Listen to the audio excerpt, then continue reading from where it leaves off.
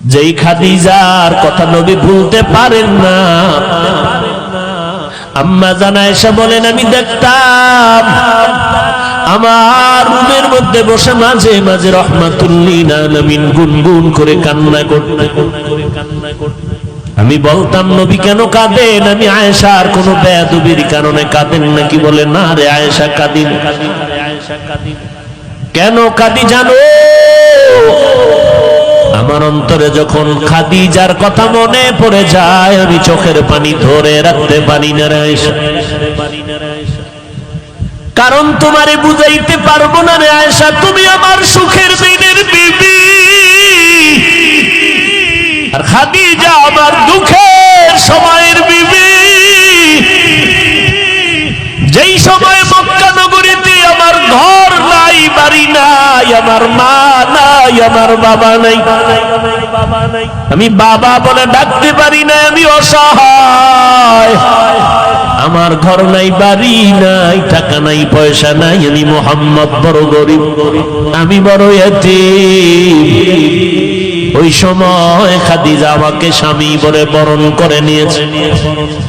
দুই স্বামী বিদায়ের পর খাদিজা আমাকে তৃতীয় স্বামী হিসেবে গ্রহণ করেছে। আমার খাদিজার জীবদ্দশায় আমি মুহাম্মদ কোথাও বিবাহ করি নাই।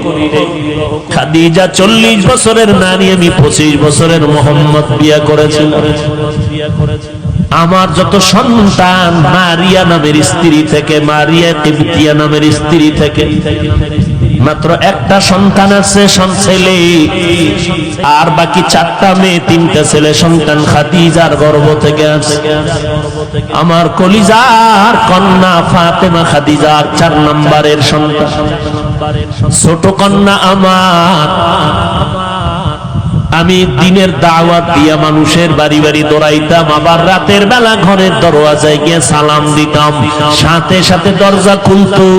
জিজ্ঞাসা করতাম, খাদিজা আপনি কি রাতের গভীরে ঘুমান না? বলে, কসম আল্লাহর ঘুমাই না। খাদিজা বলতে, আমি আপনার মা নাই, আপনার বাবা নাই, আমি 2টা স্বামী বিদায় করার পরে আপনাকে গ্রহণ করে নিয়েছি। আর যদি আপনার মা বেঁচে থাকতেন, আপনাকে বাইরে রেখে ঘুমাইতে পারতেন না। কারণ সন্তান কখনো মাকে বাহিরে ঘোরাফেরার মধ্যে রেখে মা ঘুমাতে পারে না। ও সন্তানেরা, তুমি জানো না যে তোমার মা তোমার অপেক্ষায় বসে আছে। টাইমের একটু বেশি হয়ে গেলে মায়ের কলিজা আঘাত করে, কই গেল আমার সন্তান? টেলিফোন নিয়ে ব্যস্ত। এরে বাবা কই গেছ? আয়, আমি মা তোর অপেক্ষায় আছি, খানাও খাই নাই, ঘুমাই নাই। ওই খাদিজা আমাকে সান্ত্বনা দেয়, ও নবী, আপনি যতক্ষণ ঘরে আসেন না, আমি খাদিজার দরওয়াজার কিনারায় দাঁড়ায় অপেক্ষা করি। নবী আসবেন, আমি দরজা খুলবো, দেরি হলে নবী কষ্ট পাবেন।